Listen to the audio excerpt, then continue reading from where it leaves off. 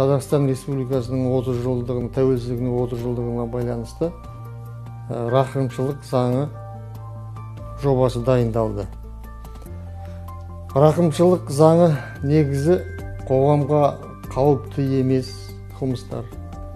Оның ішінде жаңағы қылмыс жасаған әлеуметтік қауқарсыз адамдарға соларды босатуға бағытталған. Рақымшылық заң деген ақтау үкім емес, ақтамайды. Сен кінәлісің жасаған қылмысың үшін, бірақ сені рақымшылық заңменен кешіреді.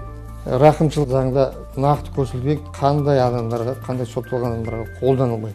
Мысалы, кәмелетке толмаған адамдарға қатысты жыныстық тиіспеушілік, сексуалдық зорлық, зомбылық жасаған адамдарға, террористік қылмыс, экстремистік қылмыс жасаған адамдарға, Сирияға барып қатысу террористік топтың мүшесіне, терроризмді насихаттау, немесе терроризм актісін жасауға жария түрде шақыру, сол сияқты көрсетілген мазмұндағы материалдар тарату, террористік топ құру, басшылық ету, Жусан операциясымен келгенде былтыр сотталды осы баптармен.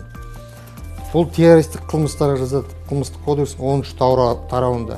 Және экстремистік қылмыстар деген бар. Елді жаңағы арандату, мемлекеттік конституциясын құлату, басқадай бізге жат нәрселер. Бұларға мүлдем қолданылмайды рақымшылық заң. Рақымшылық ешқашан қолданылмайды.